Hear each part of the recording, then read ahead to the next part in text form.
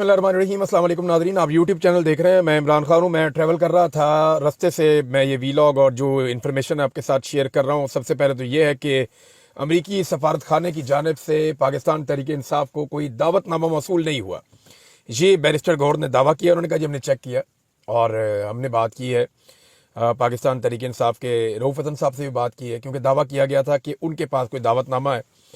तो उनसे बात हुई तो पता चला कि नहीं। हालांकि ये दावा मुख्तलिफ सहाफ़ियों ने किया और उन्होंने बड़ा ज़ोरदार तरीके से क्लेम किया कि जी बिल्कुल रऊफ़ हसन साहब को ये दावतनामा आया था और उन्हें कहा गया था कि आप वहाँ पे खाने में शिरकत करेंगे, पाकिस्तान तहरीक इंसाफ के लीडर्स भी जाएंगे, लेकिन तहरीक इंसाफ की लीडरशिप वहाँ पे नहीं गई। अब ये समझ नहीं आती कि क्यों नहीं गई, लेकिन जो खबर है जिन लोगों ने दी वो मैं एज इट इज़ खबर आप तक पहुँचा देता हूँ, तो आपको आइडिया हो जाएगा कि खबर जो है वो कहाँ से आई। ये सबसे पहले जो खबर दी है वो शाहिद असलम साहब ने दी है और शाहिद असलम साहब का क्लेम है कि पाकिस्तान तहरीक इंसाफ को बुलाया गया था लेकिन ये लोग गए नहीं। मैं आपको वो खबर पढ़ के सुना देता हूँ। शाहिद असलम साहब कहते हैं कि अमरीकी कांग्रेस के अरकान के वफद का पाकिस्तान का हालिया दौरा पाकिस्तानी एम्बेसी के ताउन से हुआ है। ये वफद जनवरी में भी पाकिस्तान आना चाहता था। ये वफद बुनियादी तौर पर अमरीकी कांग्रेस में पाकिस्तानी कॉक्स पर मबनी है, इसलिए वफद की पाकिस्तान के अस्करी और हुकूमती अरकान से मुलाकातें मामूल का हिस्सा है।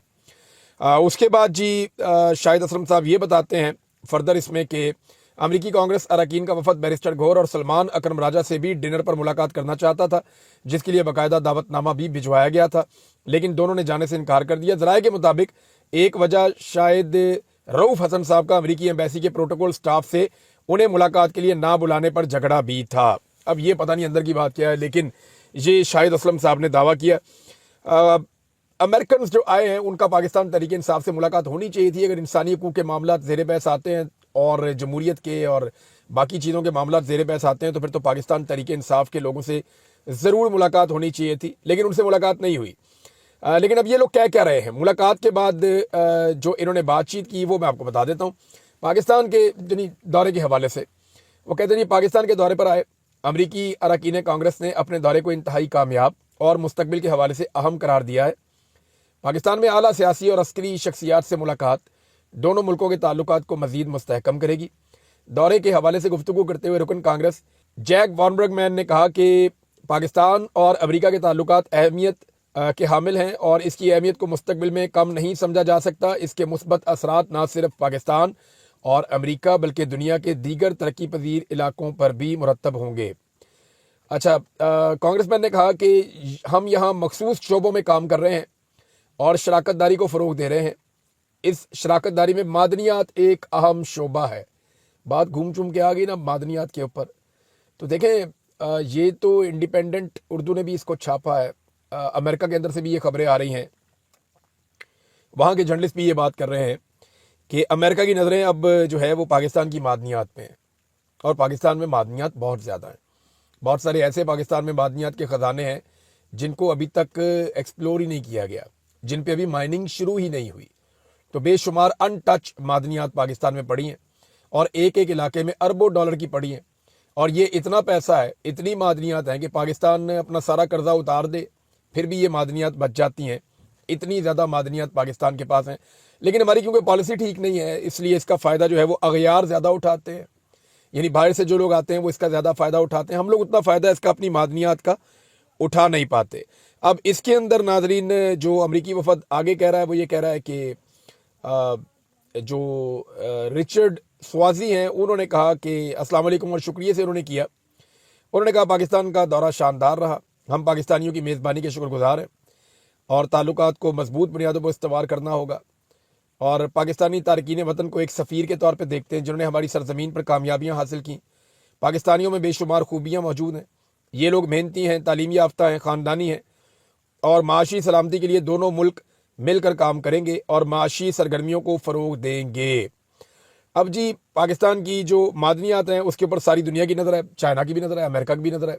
अमेरिका चाहेगा कि वो इसमें एक बड़ा हिस्सा निकाले, चाइना चाहेगा वो इसके अंदर एक बड़ा हिस्सा निकाले। चाइना ने बड़ी सड़कें बनाई हैं, बड़े प्रोजेक्ट पाकिस्तान में लेकर आया है, चाइना ने बड़ा पैसा पाकिस्तान को दिया है। ये नहीं, अगर आप तखमीना लगाएं तो 60 अरब डॉलर के आसपास चाइना ने पाकिस्तान में इन्वेस्ट कर दिया है। अब ये जो पैसा है ये पाकिस्तान ने चाइना को वापस करना है। फिर चाइना का बहुत सारा पैसा पाकिस्तान ने कर्जा लिया हुआ है, वो भी रोल ओवर करना है। IMF سے زیادہ پیسہ پاکستان کو چائنا نے دیا ہوا ہے. جو اب IMF کا جو پروگرام ہے یہ تھا تقریباً $3 ارب کا، غالباً $7 ارب کا، سوری. IMF کا جو پروگرام تھا لگ بھگ $7 ارب کا تھا. تو پاکستان کو جو رول اوور کیا چائنا نے قرضہ، وہ لگ بھگ چند اطلاعات میں ابھی پڑھ رہا تھا خبریں، $12 ارب کا انہوں نے رول اوور کیا. $20 ارب پاکستان نے اپنے رول اوور کروائے ہوئے ہیں.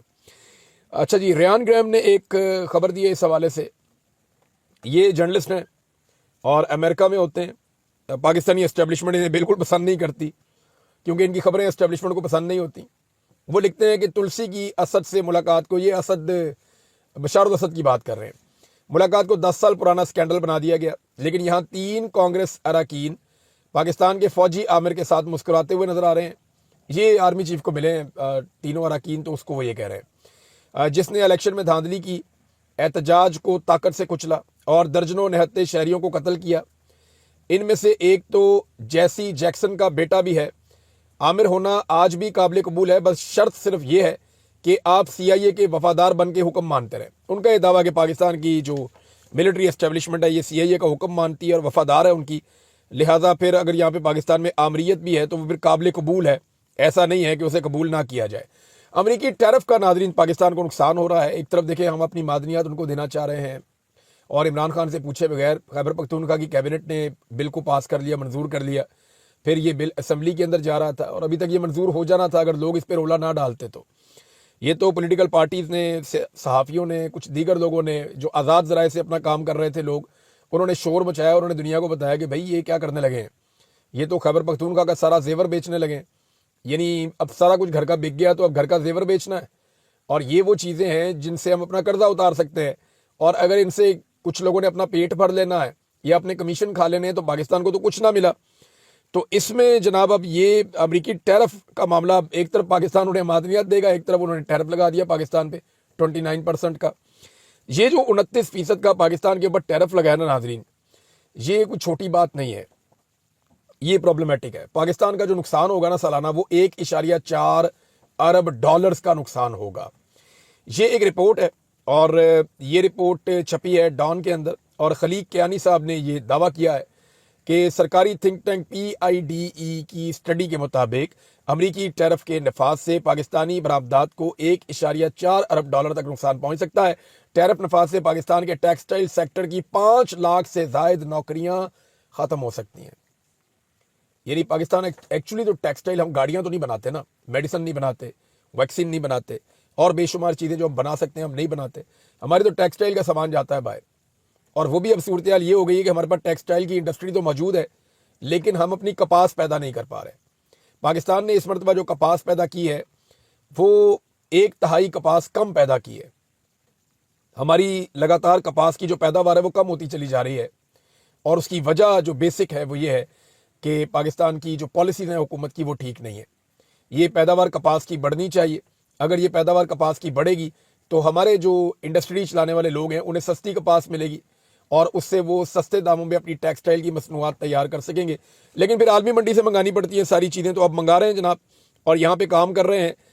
انرجی پہلے ہی بہت مہنگی ہے، کاسٹ آف پروڈکشن بڑھ گیا ہے، اور ایسے میں اگر امریکہ نے ٹیرف بھی لگا دیا 29% کا تو پھر آپ تو کام ہی نہیں کر پائیں گے.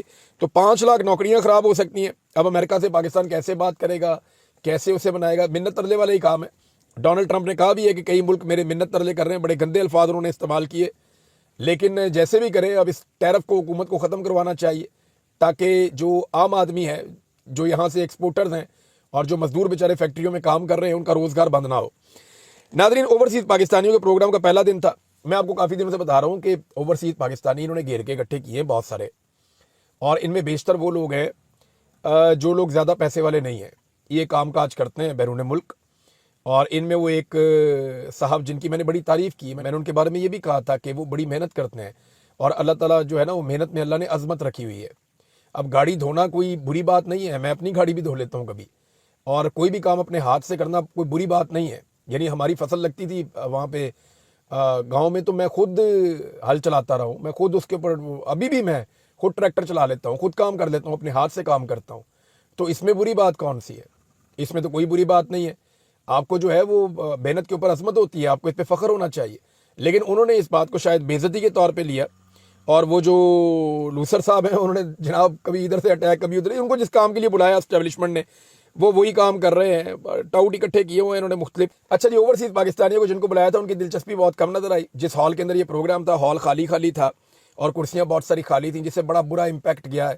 ان کی توجہ بھی نہیں تھی اپنے پروگرام کی طرف، لیکن میں امید کرتا ہوں کہ جب آرمی چیف اور وزیر اعظم آئیں گے کل کے دن میں تو پھر وہاں پہ توجہ جو ہے وہ رکھی جائے گی اور کوشش کی جائے گی کہ ایسے ویژولز بنے جو اچھے لگیں دیکھنے میں۔ دو تین چیزیں اب کرنی پڑیں گی فوری طور پہ۔ ایک تو بندے پاکستان سے ارینج کرنے پڑیں گے اور وہاں پہ اس کو بھرا جائے گا، پورا جو ہے وہ ہال اس کو بھرا جائے، چاہے یہاں سے مزدور اکٹھے کیے جائیں، کوئی سرکاری ملازم اکٹھے کیے جائیں، کوئی فورسز کے بندے اکٹھے کیے جائیں۔ ایک تو ہال کو بھرنا پڑے گا اور آگے آگے اوورسیز پاکستانیوں کو بٹھا دیں جو اچھی پرسنالٹی والے ہیں، پیچھے جو ہے وہ نارمل لوگوں کو بٹھا دیں، بیچ میں کہیں پہ ایک ایک دو دو بندہ فٹ کر کے تو آپ یہ ہال اپنا پورا کر لیں۔ ایک تو اس کو پورے کو بھرنا پڑے گا، اگر نہیں سمجھ آ رہی تو ٹک ٹاک سرکار سے پوچھ لیں، انہیں فیک کام کرنے کا بڑا تجربہ ہے، وہ اپنے ٹک ٹاکس کے چکر میں بڑی دو نمبریاں کرتے رہے، پوری پوری یونیورسٹیز انہوں نے کالجز بھر دیے اور مقامی طلباء کو پتہ بھی نہیں ہوتا تھا کہ ان کے وہاں پہ پروگرام ہو رہا ہے۔ تو اس طرح سے آپ کو ذرا تھوڑا سا محنت کرنی پڑے گی۔ دوسرا یہ ہے کہ اس کے ویژولز بڑے کنٹرولڈ ویژول بنانے پڑیں گے اور بڑی اس کی پذیرائی کی جائے گی، پاکستان کے میڈیا پہ بڑا رولا ڈالا جائے گا کہ جناب بہت زیادہ انویسٹمنٹ آ رہی ہے، حالانکہ کوئی ایز سچ انویسٹمنٹ پاکستان میں نہیں آ رہی۔ ان میں زیادہ لوگ وہ ہیں جو بیچارے سرکاری خرچ کے اوپر رہ رہے ہیں، سرکاری خرچ کے اوپر ٹریول کر رہے ہیں اور یہاں پہ ایک طرح سے چھٹی گزار رہے ہیں کہ جی ٹھیک ہے پاکستان چلتے ہیں، خرچہ حکومت کر رہی ہے۔ میرے خیال میں کوئی بھی حکومت اتنی بے بس میں نے نہیں دیکھی جتنی میں نے یہ حکومت بے بس دیکھی ہے کہ یہ اس قابل بھی نہیں ہے کہ یہ اوورسیز پاکستانیوں کو دعوت دیں اور وہ اپنے خرچے پہ پاکستان آ جائیں۔ اب جو لوگ اپنے خرچے پہ پاکستان نہیں آئے وہ پاکستان کے اوپر کیا خرچہ کریں گے اور پاکستان میں کیا انویسٹمنٹ کریں گے، یہ تو سوال ہی پیدا نہیں ہوتا۔ اب ناظرین، عمران خان صاحب سے جیل میں ملاقات کا دن کل ایک بار پھر ہے۔ اس پہ میں ذرا آپ کو بتا دیتا ہوں جو لسٹ بنا کے دی ہے، سلمان اکرم راجہ صاحب نے اس کو سائن کیا ہے۔ اس میں ایک بیرسٹر گوہر علی خان جا رہے ہیں، دوسرا سلمان اکرم راجہ صاحب جا رہے ہیں، تیسرا سلمان صفدر صاحب جا رہے ہیں، چوتھا نیاز اللہ نیازی صاحب جا رہے ہیں، پانچواں نعیم حیدر پنجوتھا صاحب کا نام ہے اور چھٹا ظہیر عباس صاحب کا نام ہے۔ اس طرح اس کے اندر جو ہیں وہ 6 نام شامل کیے گئے ہیں کہ ان لوگوں کو کل ملوایا جائے۔ فیملی کے بھی کل ملنے کا دن ہے، اب دیکھتے ہیں کہ ملوایا جاتا ہے یا نہیں ملوایا جاتا، کیونکہ اس سے پہلے عمران خان صاحب کی ملاقاتیں بند کر دی گئی تھی۔ اب ہو سکتا ہے کہ عمران خان صاحب کی ملاقات کھولی جائے، کیونکہ دیکھیں یہ جو خیبر پختونخوا بل والا معاملہ ہے نا معدنیات کے، یہ سب کے گلے میں اٹکا ہوا ہے۔ میں نے معدنیات کا پورا چارٹ جو ہے اس کو اسٹڈی کیا، میرا پچھلا ویلاگ اگر آپ جا کر دیکھیں تو میں نے آپ کو پہلے بھی بتایا کہ سب سے زیادہ معدنیات کی جو ورائٹی ہے پاکستان میں وہ گلگت بلتستان، چترال اور جو خیبر پختونخوا کے اپر والے اضلاع ہیں وہاں سب سے زیادہ پاکستان میں معدنیات ہیں، سب سے زیادہ ورائٹی وہاں پہ ہے۔ ہر طرح کے وہاں پہ جواہرات موجود ہیں، ہر طرح کے پتھر وہاں پہ موجود ہیں، بہت قیمتی سٹونز وہاں پہ موجود ہیں، بڑے زبردست قسم کے نگینے وہاں سے نکلتے ہیں، پھر وہاں سے کاپر ہے، گولڈ ہے اور بہت ساری مائنز ہیں، سنگ مرمر بہت اعلیٰ کوالٹی کے نکلتے ہیں، ریئر ارتھ ایلیمنٹس ہیں وہ وہاں پہ نکلتے ہیں، لیتھیم وہاں پہ نکلتا ہے اور بے شمار چیزیں ہیں جو فیوچر فیول کے طور پہ کام کر سکتی ہیں۔ تو میں نے آپ کو بتایا تھا یہ ساری معدنیات نکلتی ہیں خیبر پختونخوا سے۔ دوسرے نمبر پہ بلوچستان میں بہت معدنیات ہیں، تیسرے نمبر پہ پنجاب میں ہے اور چوتھے نمبر پہ سندھ کے اندر معدنیات موجود ہیں۔ لہذا خیبر پختونخوا سے اس بل کا پاس ہونا بہت ضروری ہے، لیکن فضل الرحمان صاحب نے اس کی مخالفت کر دی ہے، انہوں نے اس بل کو مسترد کر دیا ہے۔ فضل الرحمان صاحب نے کیا کہہ کر مسترد کیا یہ میں آپ کو بتاتا ہوں۔ ایکچولی اس میں پہلے جو ہے نا فضل الرحمان صاحب کی پارٹی ایک طرف چل پڑی تھی، پارٹی پہ کنٹرول بھی نہیں ہے نا۔ دیکھیں جب اسٹیبلشمنٹ آپ کو سیٹیں جتواتی ہے اور آپ کو مینج کرتی ہے تو جن بندوں کو جتواتی ہے اور مینج کرتی ہے پھر ان سے کام بھی لیتی ہے نا۔ فضل الرحمان صاحب اگر عوامی طاقت کے ساتھ الیکشن جیت کر آتے اور عوام نے ووٹ ڈال دینا تھا، پہلے بھی ڈالتے رہے ہیں۔ اصل میں فضل الرحمان صاحب اس نفرت کا شکار ہو گئے جو نفرت عوام پی ڈی ایم سے کرتی تھی، اور فضل الرحمان صاحب نے ناکردہ گناہوں کی سزا بھی کاٹی ہے، گناہ تو ویسے کیے ہیں لیکن زیادہ سزا کاٹی ہے۔ باقی سارے تو چوری کر کے سیٹیں زیادہ لے گئے اور ان کا کنٹرول بھی اپنی پارٹیوں کے اوپر۔ فضل الرحمان صاحب کو وہ سہولت نہیں ملی۔ مولانا فضل الرحمان نے مائنز اینڈ منرلز بل مسترد کر دیا۔ بلوچستان اسمبلی میں مائنز اینڈ منرلز بل کی حمایت کرنے والے جے یو آئی کے ارکان اسمبلی کو شوکاز نوٹس بھی جاری کر دیا۔ سینٹ میں تحریک التوا جمع کروا دی گئی۔ فضل الرحمان صاحب بھی خلاف ہو گئے، اے این پی بھی خلاف ہو گئی، پاکستان تحریک انصاف بھی خلاف ہو گئی۔ اب صرف ایک آدمی ہے عمران خان جو یہ مائن اینڈ منرل بل جو ہے وہ پاس کروا سکتا ہے۔ پاکستان تحریک انصاف دعویٰ کر رہی ہے، ویسے یہ بھی کہا گیا کہ علی امین گنڈا پور صاحب کی کو ملاقات کروائی جائے گی اور وہ کوشش کریں گے کہ عمران خان صاحب کو قائل کریں اور مائنز اینڈ منرلز کا جو بل ہے اس کے اوپر عمران خان صاحب کی اجازت لے کے اور ان سے اناؤنس کروا کے اس کے بعد خیبر پختونخوا اسمبلی میں اس کو پاس کروا دیں۔ یہ ابھی گلے پڑے گا क्योंकि देखें अब लोग इसकी अंदर से जो बारीक वारदातें हैं वो निकाल के सामने रख रहे हैं। और इसके अंदर एक चीज़ तो वादे हो गई कि खैबर पख्तूनख्वा के इख्तियारात जो सूबाई हुकूमत के हैं वो कम हो रहे हैं, वफाकी हुकूमत के इख्तियारात बढ़ रहे हैं। ये मामला SIFC की तरफ जाएगा और वफाकी इदारा SIFC जो है मादनियात पे कंट्रोल करेगा और वो दुनिया भर के लोगों को इसके ऊपर ठेके देगा, अपनी मर्जी से देगा। और मैंने आपको पहले बताया कि इसका एक ही तरीका होना चाहिए कि साफ और शफाफ बिडिंग हो, मैंडेट वाली हुकूमत वो करवाए, इसकी बोली करवाए, जो इसमें जीते पार्टी वो आगे आ जाए, इसी मुल्क से मादनियात निकाली जाएं, इसी मुल्क में साफ की जाएं, इसी मुल्क में प्रोसेसिंग की जाए, इसी मुल्क के अंदर उसकी ग्रेडिंग की जाए और इसी मुल्क के अंदर उसको फाइनल शेप दी जाए, या जिसे वैल्यू एडिशन कहते हैं वो इसी मुल्क के अंदर किया जाए। मशीनें कोई ऐसी नहीं है जो पाकिस्तान में नहीं आ सकती, दुनिया की बड़ी बड़ी मशीनें पाकिस्तान में मौजूद हैं। इवन पाकिस्तान एटमी मुल्क है, पाकिस्तान में बड़े टेक्निकल लोग भी हैं जो फौरी तौर पे समझ जाएंगे कि करना क्या है। तो यहाँ पे लेबर भी ट्रेंड हो सकती है 2, 3, 4, 6 महीने में, यहाँ पे मशीनें भी ला के फिट हो सकती हैं 6 महीने 1 साल के अंदर। और अब तो फैक्ट्रियाँ जो हैं वो दिनों में लगती हैं, बनी बनाई फैक्ट्रियाँ मिलती हैं, चाइना से ला के आप फिट कर देते हैं। तो ये पाकिस्तान के अंदर सारा कुछ होगा तो पाकिस्तान को मुनाफे का एक बहुत बड़ा हिस्सा मिलेगा। लेकिन अगर ये सारा कुछ पाकिस्तान के अंदर नहीं होगा तो पाकिस्तान को पीनट मिलेगा। मतलब कि अगर 1000 रुपये है तो 1000 रुपये में से पाकिस्तान को 50 रुपये भी नहीं मिलेंगे, 20 रुपये 30 रुपये आपको मिलेंगे अगर पाकिस्तान ने ये सारा कुछ बाहर जाने दिया रॉ मटेरियल तो। और अगर पाकिस्तान के अंदर सारा काम होगा तो आप 1000 रुपये है तो फिर आप उसमें से 500 रुपये तक भी कमा सकते हैं अगर आप स्मार्ट तरीके से चलें तो ये जनाब पाकिस्तान को इसके ऊपर एक पॉलिसी बनानी पड़ेगी और पाकिस्तान को इस पर एक पॉलिसी बनानी चाहिए। देखना ये है कि इमरान खान साहब से मुलाकात करवाते हैं या नहीं करवाते। फैमिली की मुलाकात पेंडिंग है और पार्टी के रहनुमाओं की मुलाकात पेंडिंग है। इमरान खान साहब को अभी ड्रोन हमले के बारे में भी मुकम्मल तफसीलात नहीं बताई गई, वो बतानी चाहिए।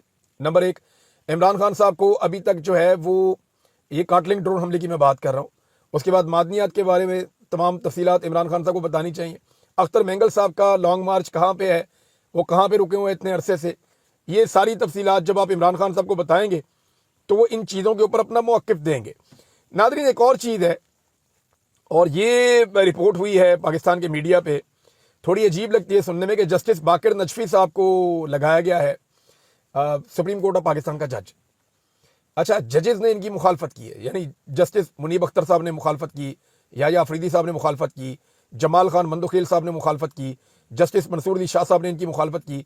जबकि PTI के बैरिस्टर घोर और बैरिस्टर अली जफर ने नून लीग के साथ मिलकर जस्टिस बाकर नजफी साहब की तैनाती करवा दी। अब आप अंदाजा करें कि कौन किधर से खेल रहा है, कोई समझ आ रही है आपको। जस्टिस अली बाकर नजफी साहब के बारे में मैं एक दफ़ा इनकी अदालत में पेश भी हुआ हूँ और ये नॉर्मली जो है वो जो भी पार्टी एस्टेब्लिशमेंट के खिलाफ होती है ना, ये मामला इनका उस तरफ ही चला जाता है। यानी जब नून लीग और एस्टेब्लिशमेंट की लड़ाई चल रही थी तो मॉडल टाउन साने की रिपोर्ट थी गालिबन, वो इन्होंने बनाई थी। कुछ और चीज़ें भी हैं, यानी मेरा एक केस भी इनकी अदालत में गया था, मुझे अच्छी तरह याद है। तो अली बाकर नजफी साहब बड़े काबिल एहतराम जज हैं, लेकिन इनकी तैनाती में जो PTI और नून लीग ने मिल के जो गेम की है वो बड़ी मज़ेदार है कि हुकूमत के साथ मिल के PTI ने इनको जज लगवाया है। और इसके बदले में पाकिस्तान तहरीक इंसाफ क्या हासिल करेगी, शायद इमरान खान साहब से मुलाकात कर पाएँ या वो भी ना कर पाएँ, लेकिन फिलहाल ये हो गया। मोहम्मद ज़ुबैर साहब ने एक बड़ा इंकशाफ किया और ये बड़ा इंटरेस्टिंग है।